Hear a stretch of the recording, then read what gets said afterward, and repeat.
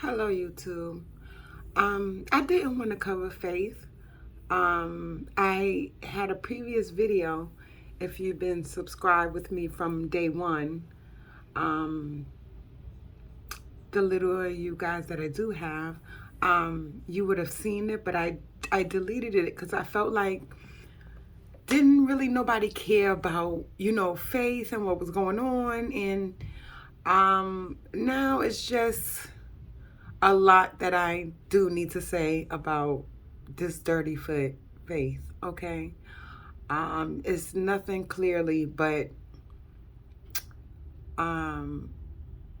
she's just a mess, okay? And for anybody who really didn't know or does not know, Faith has always had a substance abuse problem. From back in the day, from even with Tupac. So she's been around him not one time, like she's saying, not during a business deal. It was an on and off going thing, okay? And she lies. She's an excessive, habitual liar. Here she is one time chilling with everybody, but her and Tupac, of course, is there together. Here's another time where they took pictures together. Now, honestly, I honestly believe that Tupac was on something too, but I'll get deeper into that. Here's a different picture of her and Pac here, and she loves Geminis. She loves bad boys. Currently she is with Stevie J, who was in Bad Boys Records. Now, when I say she loves bad boys, I don't mean the record company, even though she was messing with everybody in there from then till now. She's currently married to Stevie J, and they're going through all these problems, but we'll get into that later. Tupac is a Gemini. And also it was her late husband, Christopher Wallace, the Notorious B.I.G., was also a Gemini. And you know what they say about them, okay? So, yeah. Okay, and here is a different time. If you can't tell that she's high in this picture, then I don't know. Yeah, that different one. Arms around her. I mean, she might have more pictures with Pac than she do with her own husband. But he did said if she ever was pregnant, her husband, Biggie Smalls, in one of his lyrics, he did said if she ever was pregnant with twins, it'll probably be 2 Pacs. I used to fuck mad niggas when I was little. That's why dick don't really do shit for me now. Like, your dick don't really do shit.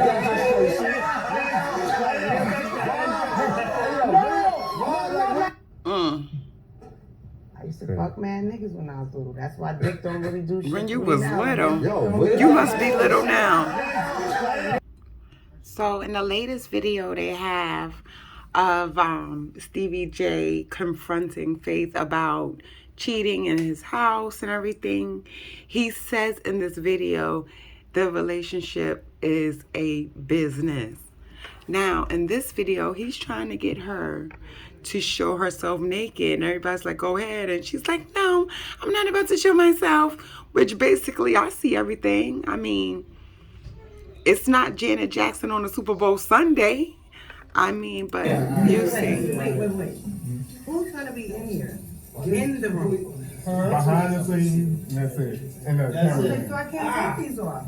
No, I'm not about to be butt. Stevie said yes, you can. Now here's Delray and Richardson, and he's saying the same thing that I was saying, that Faith is no good, she's dirty, and she's a liar. And also he's saying Tupac slept with her on the very first night he met her. Take a look. I'm going to give you that, and I'm going to give you that, and we're going to put this to rest right here and right now. So the next time I seen Tupac after that time, at Bowie State University was on October 18th, 1995.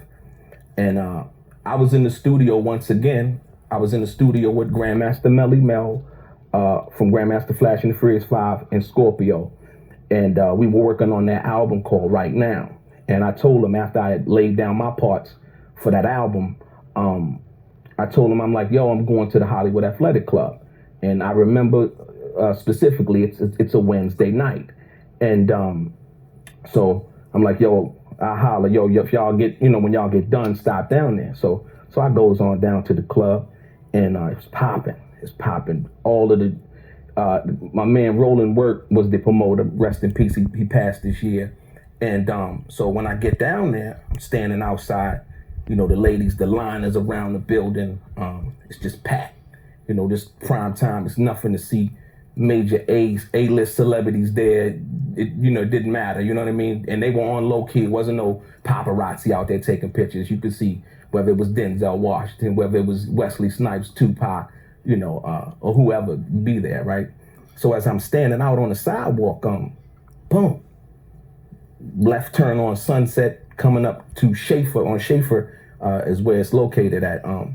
Here come Tupac, pull up, boom, fresh, 500 convertible Benz, brand new tags. It wasn't the black one, the black on black one that he had. It was a two-tone one.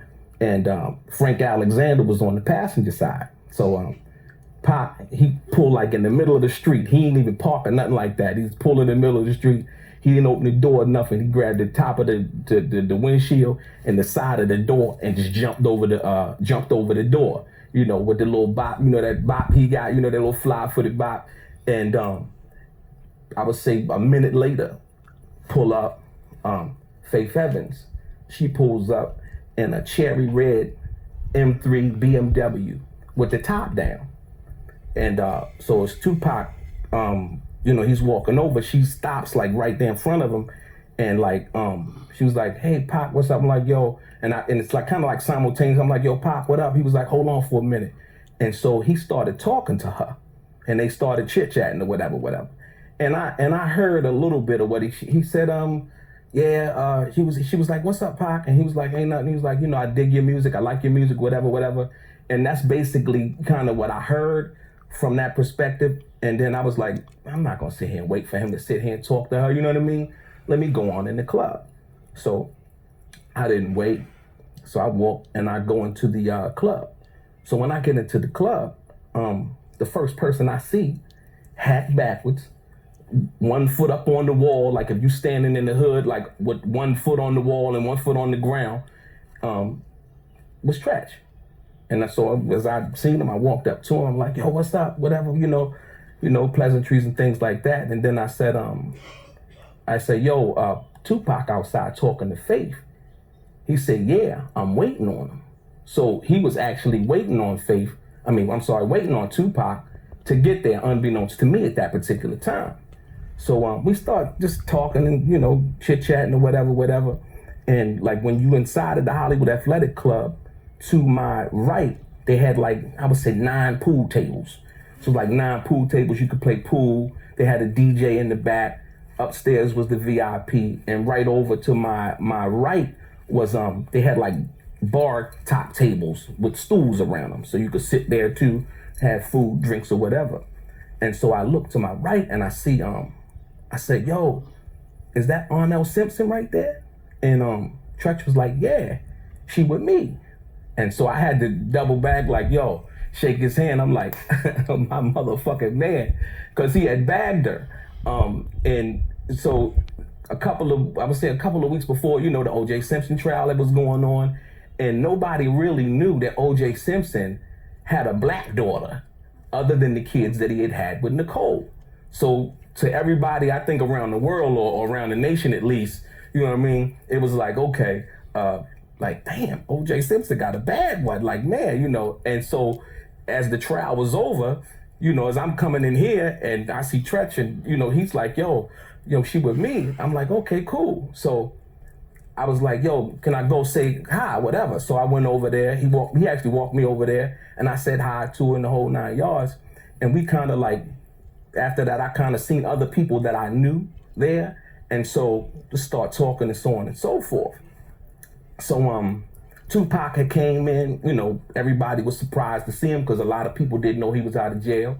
You know what I mean? He had got out of jail on the 12th of October, and this was actually 6 days later on the 18th. So as we, getting there and start, mingling around or whatever, later on, Tupac, he wants to smoke a cigarette. But he don't want to go out front because, people out front, people be, rushing up, want to take pictures and so on and so forth. So he talked to Frank Alexander and told Frank, find out where we could smoke. So Frank went to the other security guard that was the security guard of the actual Hollywood Athletic Club and asked him, like, is there a smoking area or whatever.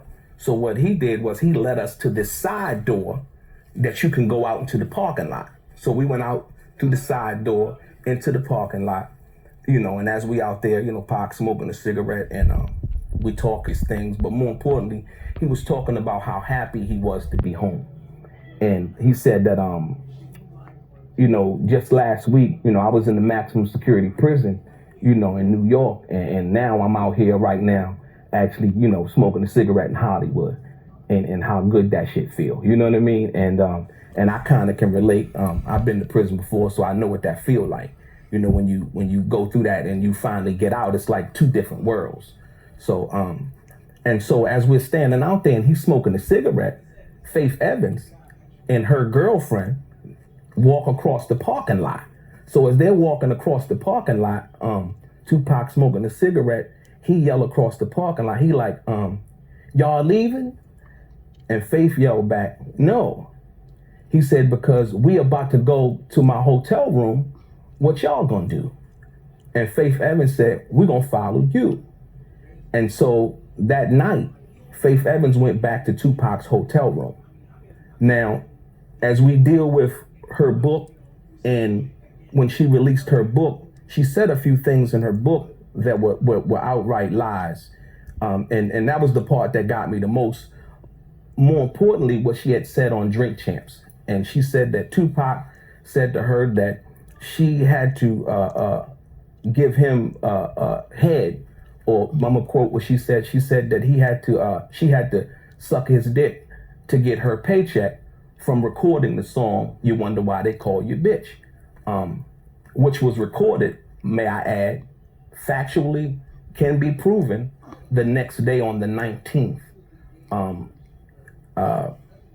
Wonder Why You Call Your Bitch was recorded the next day on the 19th of October 1995. So with that, in her book, she made a lot of misrepresentations, or should I say outright lies, in regards to that. And so from that perspective, that's why I felt it was important for me to speak out in regards to that. So in one chapter in her book, she says that she tried to make it seem as if the incident the night of the Hollywood Athletic Club happened after the 14th of November, 1995, after the Waiting to Exhale soundtrack release party. And the reason why she did that is because Faith knew that if she was going to make up something about Tupac or a lie to insinuate something to sell her book, she knew that it had to be after the last time that she took a photo with him. Because if she told the truth about the night that they were actually together on the 19th when they recorded Wonder Why They Call You Bitch, and that was the night that they actually had sex, that Tupac had sex with Faith after that studio session. So if she was going to tell the truth, or tell a lie, should I say, about that, it had to happen after the 14th, because that was the last time that they took a photo together. Because if she told it that it happened, that she went to the studio on the 19th, you would know that she seen Tupac again after they had sex. And she couldn't make it and demonize him and make the story up to be what it is now, and saying all of these salacious things about him. So, and another thing that really put the nail in the coffin, the proverbial coffin, should I say, as far as her lying, was as they were sitting at the Waiting to Exhale soundtrack release party, so she says, she said that she made an observation of Tupac. And I'm going to paraphrase. She said that I thought Tupac was cool. I didn't see anything personally. I didn't dislike anything personally about Tupac. Now, this is 26 days after, no, 27 days after the first night that you met him, and 26 days after you recorded You Wonder Why They Call You Bitch, and 26 days after you had sex with him. So if you're at the Waiting to Exhale soundtrack release party, according to your book, and you basically state the fact that you don't see anything personally wrong with Tupac, you think that he's a cool guy, and so on and so forth, then that basically, blows holes in everything that you've ever said about him. And like I said, not only that, but if you go back to the fact that on June 12th, 1996, now this is 7 months, we're gonna go 7 months after they had sex, after they recorded You Wonder Why They Call You Bitch. This is 7 months after June 12th, which is 8 days after Hit 'Em Up was released. Hit 'Em Up was released on June 4th, 1996. She did the interview with Video Music Box on the 12th. And in this interview, Come at me, boo. You I'm saying, I'm talking, I'm here. Get to the point. All right, what's the situation with you and Big? What's the situation with you and Tupac, the LA situation? What's going on? Oh, all right, you gotta start at one point. Okay. I'm going through all of it. Okay. All The nervous. situation with me and Tupac, there really never was a situation. I mean, we met. He was really nice. He asked me to work on his album. He told me he could get it approved or whatever, get clearance from the label. And then I found out that he probably couldn't. Damn, they mighty I was out there close. working with another group. I won't name them. They had nothing to do with that, bro. Okay. And I was writing for them. That's how I met him. I did a reference vocal for another group I won't name. Okay. And it ended up that they was going to try to use the vocal on Tupac's album. So I guess it was for him or whatever. I really don't know. But then I You come don't back know? home, man. The first thing I heard had nothing to do and with you his can't records name that the me and him were, artist? like, involved or whatever. That That's sounds not like true a at lie. all. I mean, It was strictly business, no pleasure. it wasn't even business. It would have been business, but it never got that far. It was you and somewhere else, and then it was moved on to his project, supposedly. Pretty much. Okay. It never was moved on, and my voice is not on his album. Okay. But all the stories that he concocted and all that, I mean, he ain't got to do that. Okay. I mean, so what's the deal with you and Tupac? You and Biggie and Tupac. And she said, well, you going there. He's like, yeah, I'm going there. I want to go everywhere with it. You know what I mean? As far as asking her the question. And she said, I met Tupac and he was really, really nice and so on and so forth. And basically that she had recorded vocals on a song with some girlfriends of hers and that they wanted to use those vocals from that song for Tupac's album. Basically lying again and denying the fact that she knew at that time on June 12th, 1996, that she had went into the studio with Tupac, but she was lying about that also. And so come 1998, when she does this book, now she comes out and says, well, after I went into the studio with Tupac, well, on June 12th, 1996, according to your interview, you never went to the studio with Tupac. Y'all didn't, it wasn't no business. Y'all didn't have no business or nothing like that. It wouldn't have been business. It couldn't have been business. These are the things that she said. And like I said, once again, the thing that hurt me the most was, and that made me speak out, is basically that she besmirched Tupac's name after his death. And if you were there at the Hollywood Athletic Club like I was that night, you would know that when Tupac wanted to work with her, that it was from his heart. There was no ulterior motive. He wasn't trying to have sex with Faith. That wasn't his motive to do that. And another thing, when they did the song, an LA Times reporter, Chuck Phillips, and this is how brilliant Tupac was, as far as how he thought about how to capture that moment. They called Chuck Phillips down to the studio to do an interview. And while they're doing this interview, Faith is actually in the recording booth recording her vocals. having conversation and back and forth with Tupac, right? But see, this is the crazy part. Faith didn't know that she was being recorded. October the 19th, 2 o'clock in the afternoon, Tupac Shakur, Can-Am Studios in Tarzana. His first interview. The man know what he want to do. Yeah. The thing is head too, bro. Yeah, because I mean, you don't stay that late. By he may come in like you just came in, and like 11:30. But he's constantly working. He got to fuck around. The whole thing. He came in. He won beat. He won. And now you're about to beat the seats and finally be a piece. Where your niggas at now? Cause everybody back there said I mean, you got your home. Oh, yeah.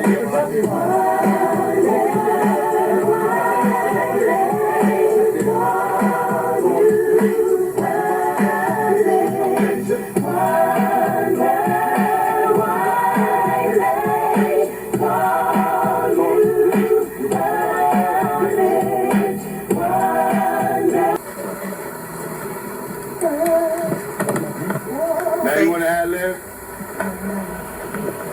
You are very uncooperative. Any other track I can get from money, don't do that. I done did this shit. All right.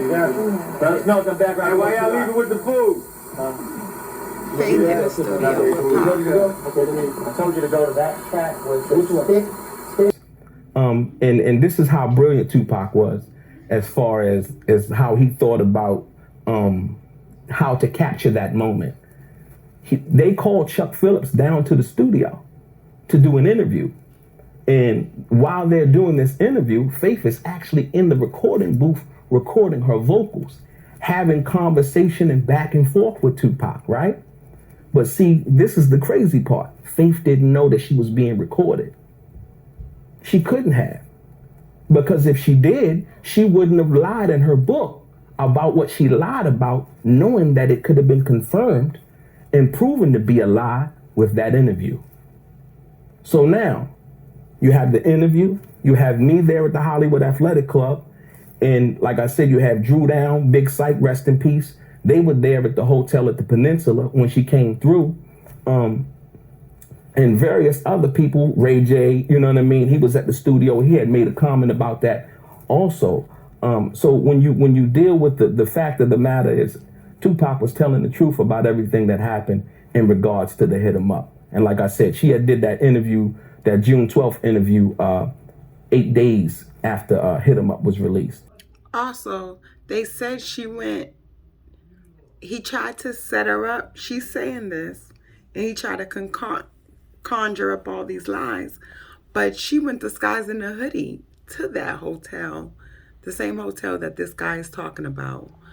Oh my God, Faith. Now what Faith needs to go ahead and do is just admit that she's a nympho. Just admit it, then and now.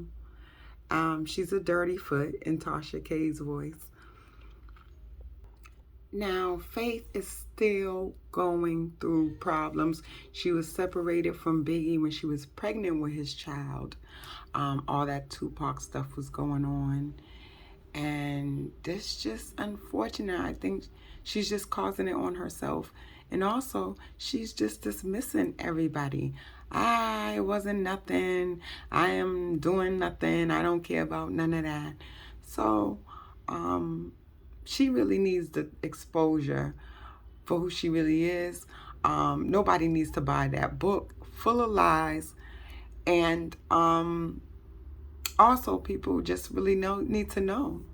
And I think Stevie J should stay with her. I think it's no fun when the rabbit got the gun, but he has met his match. And I think they're really good for each other. But here, Stevie J is confronting her, and this was recently. It's just a mess. Stevie J filed for divorce, claims that she's cheating on him, And I just think that she needs to just man up and just admit it. I'm worse than Jocelyn. Take a look. Slide by me. Excuse me. I'm doing something with you. No. Please move out the way. They're in their house. Now, mind you, this is a classic, clear case of someone who's on some type of substance, which we all know it's probably cocaine, because, you know, look at all the mess on the floor. I mean, in this time of day or night. And then Faith looked like she has the biggest hangover on the planet, and she's just trying to get some sleep. And this guy wants to confront her about some dick that she doesn't even probably even remember the nut. So, oh God, y'all, take a look. Damn, we lied. We lied. It's cool. We lied. They see. I hate you. Please leave me alone. Please, I hate you. We lied. I hate you. It's cool. We lied. It's cool. Shit. F too. I ain't going nowhere. F too. I hate you too. Good. But we in the business. Leave me alone. How can you lay Leave down? me alone. You is only in my own house, bitch. You bitch. You bitch. You in my house. You.